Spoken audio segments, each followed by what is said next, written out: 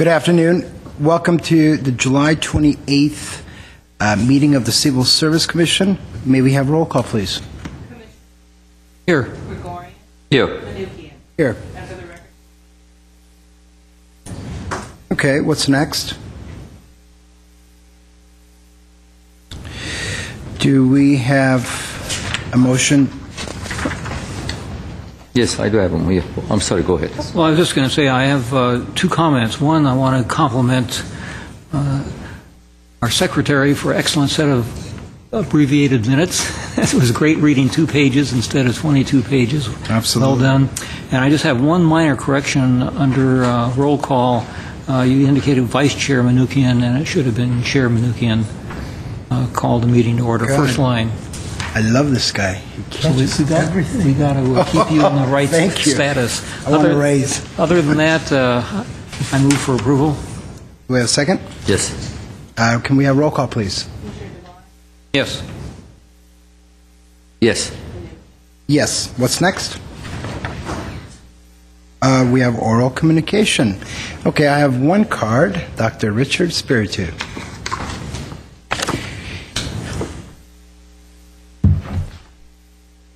How are you, sir? I'm good this evening.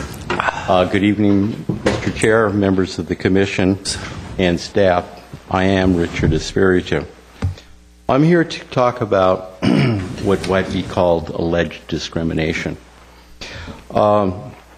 against 4 city employees. I'm going to refer to some emails that were mailed by Mr. Doyle to the 4 disabled employees.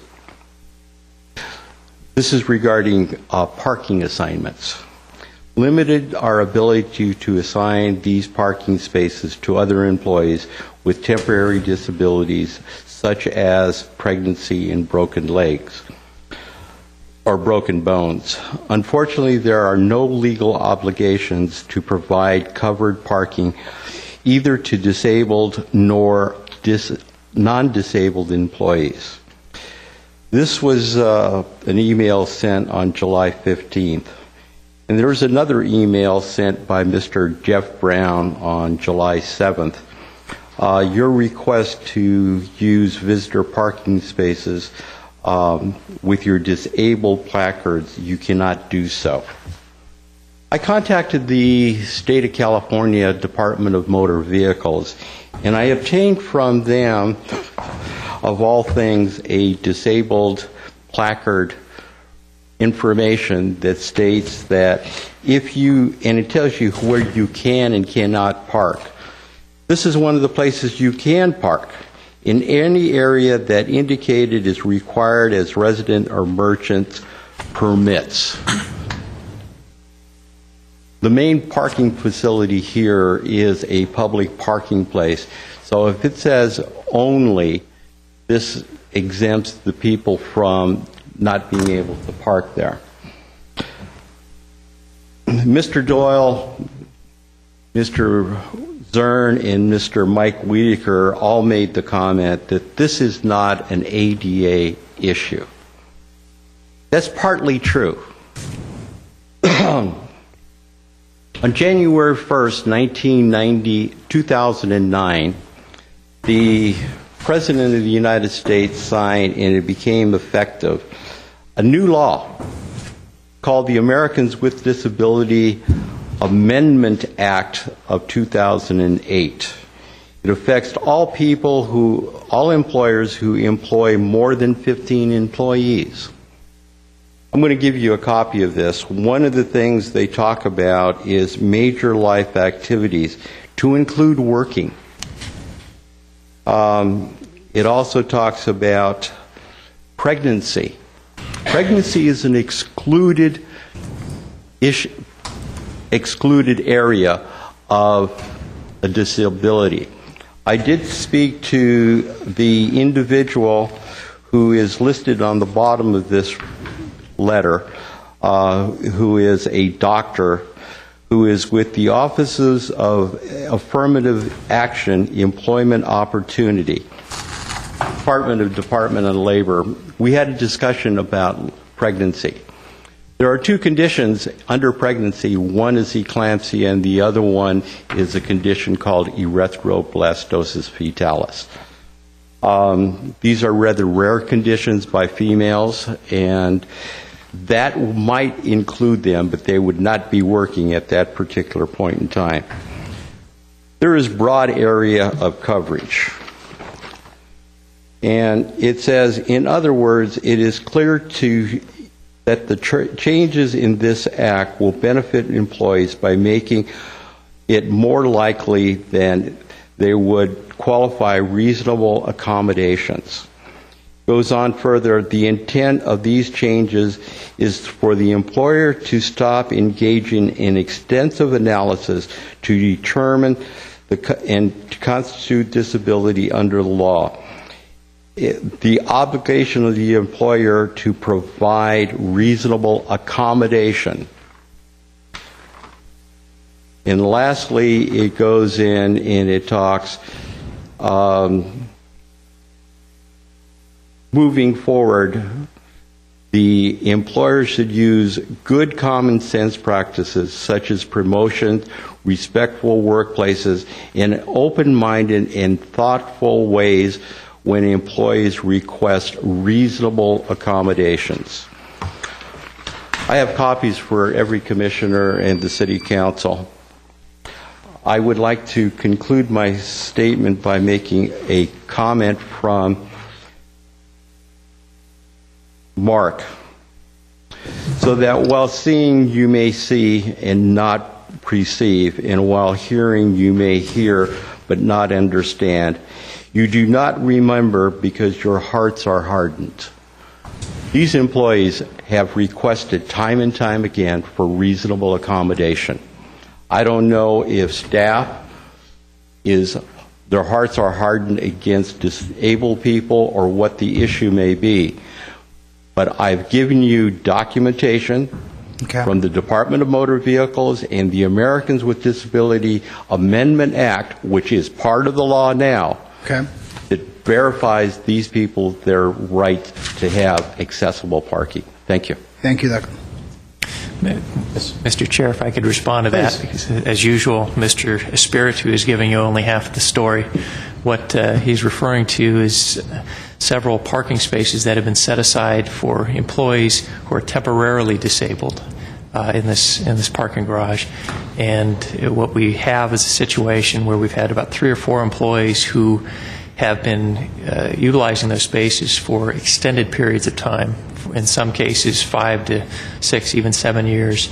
And what we've done is ask them to leave those spaces, and we've made available to them, and each of them are available, or each of them are eligible for the full-fledged disabled placard parking, and they all possess disabled placard. And I'm sure you also have additional space over and above that, correct? Absolutely. There are ample That's what I figured. Disabled parking spaces, both within the parking structure, and if those get filled, we have this little lot here outside of the Parks Department that have, I believe there's 6 to 8 additional spaces. So as far as any accommodations to these employees, they have those spaces available to them, and they've been provided. So I'm 100% sure, Mr. Doyle, you always go the extra mile to make sure all those issues are addressed, and I appreciate that. To indicate that we're not sensitive to the needs of our disabled employees is just an atrocious and false statement. So.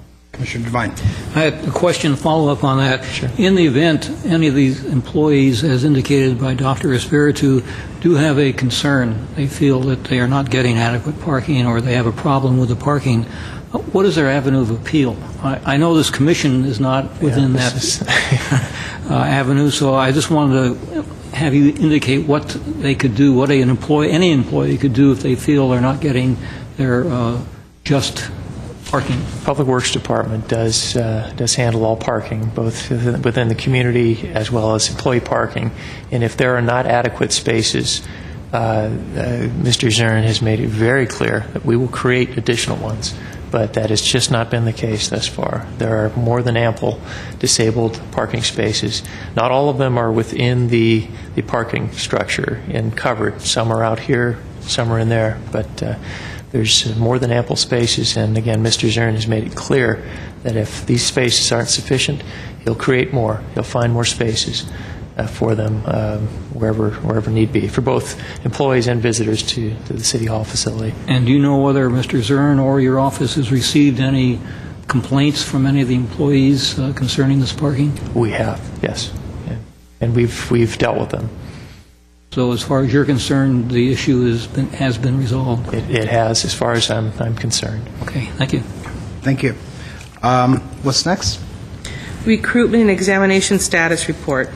Mr. Doyle. Mr. Chair, members of the Commission, you have before you the recruitment and examination status report. This report shows the recruitment processes at various stages. As you can see, we have a very moderate to low level of recruitment, at least as compared to previous reports. But the analysts and staff who are responsible for those recruitments are listed, and again, the opening date, closing dates, and any examinations that happen to be scheduled. I will take a moment at this time to indicate that we have made a few changes within Human Resources, at least as far as some of the assignments of our staff. Rosie Akopian has recently competed for a promotional opening that Glendale Water and Power had for Human Resources Analyst 2, and she's now in that position. Although still reporting within the human resources structure, she is exclusively water and power, and they have the bulk of the recruitment typically right now. A lot of those recruitments were formerly handled by Steve Nersessian, but Steve has picked up some of the departments that Rosie formerly had, including Public Works and community planning. So we've had a few shifts here and there. But is Rosie allowed to still attend our meetings now, since she's a traitor? I didn't say that, Rosie. Yeah, and if lightning's going to strike, please strike over there. It's picked up Gantus disease. Just kidding. yeah, Okay. in fact, Rosie is taking the place of Marina Klein. I think you all remember Yes. Marina. She resigned a few months ago. Congratulations, Rosie. Well done. And I do want to say, over the course of that recruitment, we did a promotional exam, obviously, and I was fortunate to be able to promote both Rosie and Steve Nersessian to the level of Human Resources Analyst 2. So I think congratulations go to Congratulations, Steve as well. We promoted Steve? Yes, we did. Do we get to vote on that? Congratulations, Steve. Okay. What's next? Eligible list established. Mr. Chair, members of the Commission, this is an item for your information, and it shows the eligible lists that have been established since our last meeting. I know we'd canceled our last meeting, so we do have a good number of recruitments here, many promotional, some open. You'll see from the number of applications received, particularly for the open recruitments, we are seeing some very, very high numbers. General reflection of the economy and the fact that a lot of people want to come work here. But again, this report does have the information on applications received, and ultimately in the far right column you'll see the number of individuals who made it through the process, made it onto our eligible list. So if you have any questions about any of these, I believe the entire staff is here, and I or they can answer those questions for you. Any questions? Okay, I see none. What's next? Report on advertising budget expenditures, April 2010 to June 2010. Mr. Doyle. Mr. Chair, members of the Commission, this is your quarterly report on advertising expenditures. This would measure the advertising activity occurring from the last quarter of the 09-10 fiscal year. As you can see, we have the advertising that's been done from April 1st, 2010 to June 30th, 2010. You see from the report the various places that we placed ads in. Some of those are print, some are websites, and all of which designed to really target the particular areas that we're looking for. We are significantly underexpended in our advertising budget. As you can see, we did allot $51,000 for the fiscal year 09-10 and spent a little over $14,000. And that's a reflection of really the recruitment load, at least particularly the open recruitment process. We just haven't had as many of those as we'd had in prior years. So you do see a smaller number. And once again, in our 10 and 11 budget, we did budget for just about the same amount, possibly a little lower, maybe 49 or 50,000. But our intent is to be prepared at any point if we do experience the need for some extensive hiring. If we want to put together a video or commercial or anything like that, some of those things can be quite costly. Or if we end up having to do an executive recruit process where we have to hire a search firm, something like that, where we would need to access those funds. But for now, we are spending a very moderate amount. And I will say again, in spite of all this advertising, we still see the bulk of our applications are people that hear about our jobs through our website. A lot of visits to our website, and it continues to be the single highest source of applicants for our jobs. So, with that, if you have any questions, I'd be happy to try and answer them. Rosie Akopian, who prepares this report, is here as well. So. You mentioned video, and I remember last year you guys were working on, I think it was a Korean Yes. based. Whatever happened? Did you guys finish that? Maybe I can have Rosie address where we're at with that, because a few months ago I saw a pretty complete draft of that I'd video. love to It needed see that. If when you guys are done, I'd like to see what the final product. Absolutely. Oh, it's already full. Aye. Good evening, Commissioners. Rosie Akopian, HR Analyst. The DVD, promotional DVD for the Korean, intended for outreach to our Korean community, is ready. The only editing remaining is putting in our new police chief and the message that he would like to add. And we've been working on that, but actually it hasn't been on a priority just because we don't have positions to open and advertise, so we just haven't rushed it, and because he's been so busy, we just haven't finished that. So that's the only thing that we're waiting for. And as soon as it's completed and we have something to advertise... Yeah, if we can take a look at it when it's done, I'd love to. Okay. Absolutely. Thank you. Rosie, did we finish paying for that video, or is that carrying over too? It was paid in our last year's budget. Yeah, I saw the expenditure. I think it was last year. Okay. Any questions? Thank you very much. You're welcome. Thank you. Okay. What's next? Agenda forecast. Okay. Mr. Doyle. Mr. Chair, members of the Commission, this item is the forecasting for our upcoming meetings.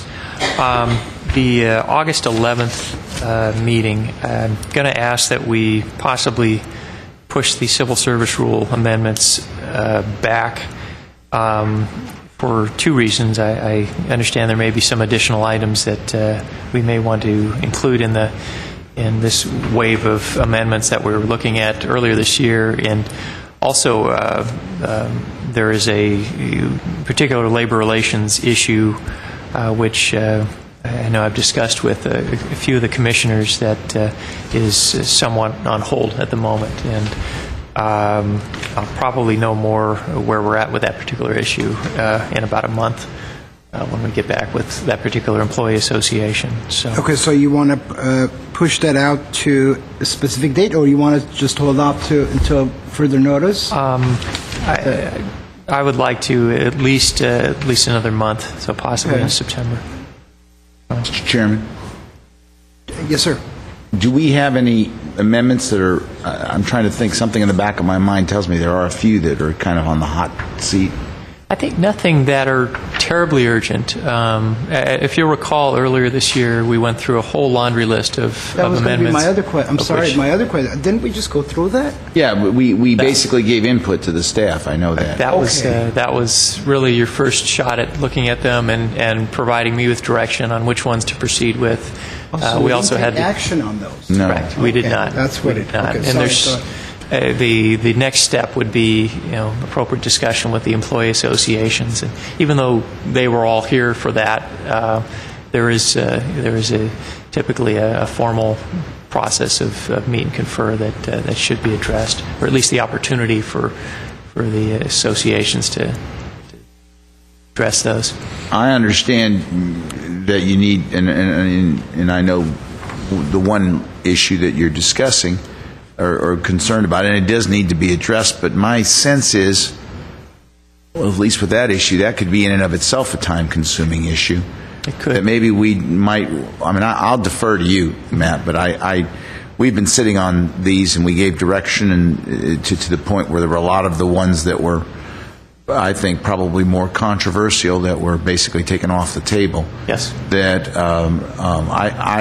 unless you really, I'll defer to you, but I'd really like to maybe get the meet and confer started. I'm not sure. Would they then come back to us, or are we done looking at it? Then we go on? It would come back to you for a final vote. So I don't have a problem waiting on the final vote until we've resolved some of the other. I recall, I think there was a hearing issue that came up that we also asked you to look into.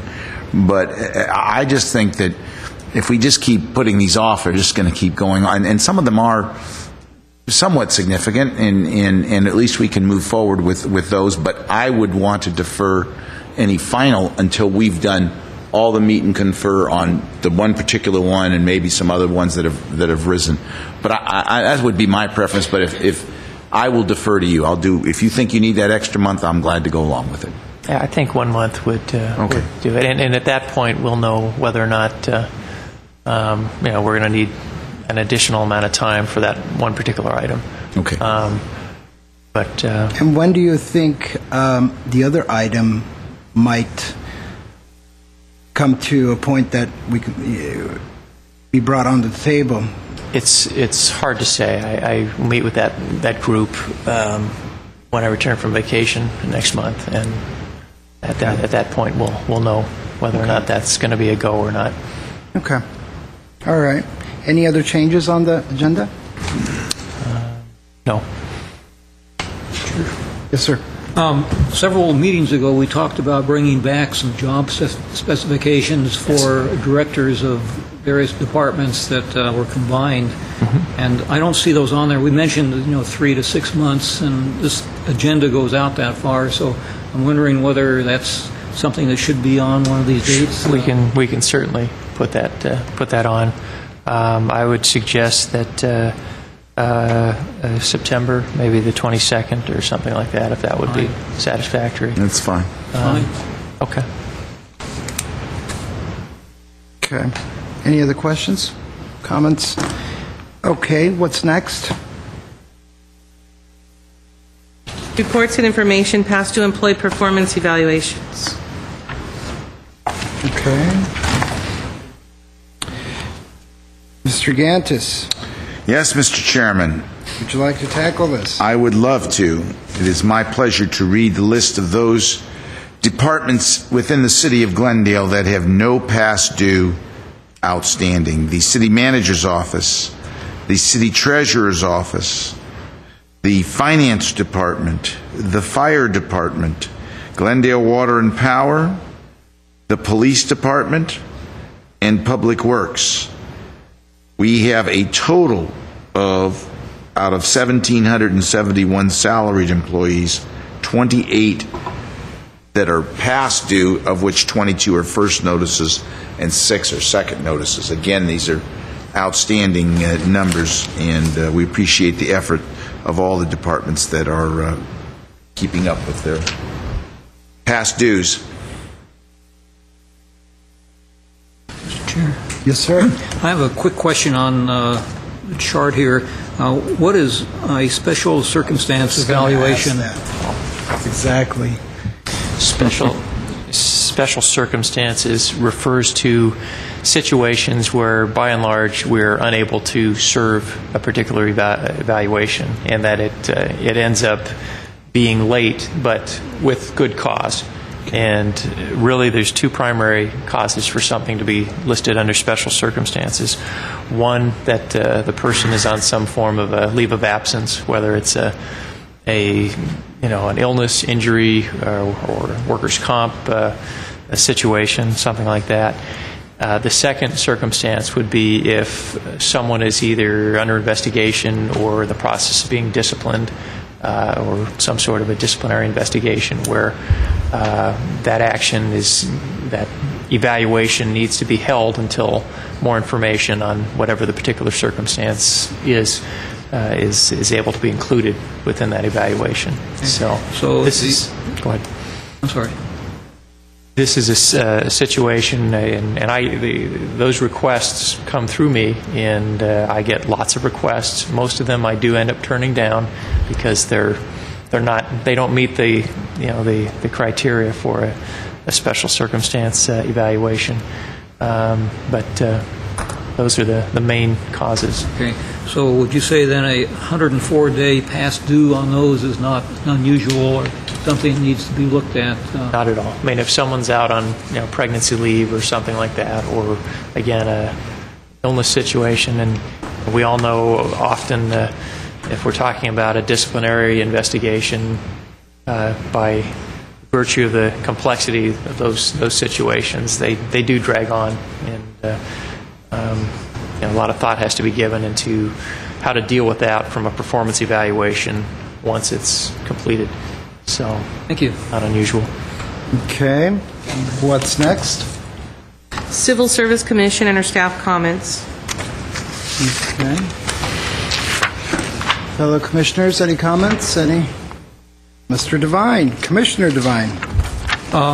With the concurrence of my colleagues, I would like to suggest that we agendize a topic regarding the Civil Service Rule 11, Section 5B, which is the concerns reinstatement lists, in order to evaluate the need for this commission to act on these requests. And along with that, assuming, again, my colleagues concur, before that would be put on the agenda, we would ask staff to be prepared to brief the commission on the charter requirements dealing with this issue, and also advise us on the pros and cons of changing the rule to eliminate the need for this commission to act on those requests. Okay.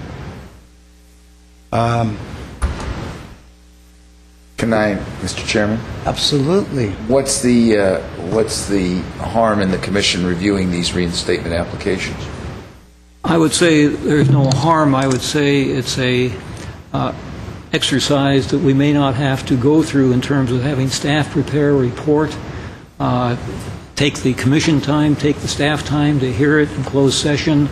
And again, these are issues that we could discuss, assuming it gets on the agenda. I don't want to go into too much detail, but I think in terms of streamlining the operation of the commission, looking at some of the old past practices and evaluating them, and then deciding whether or not we want to keep them or change them.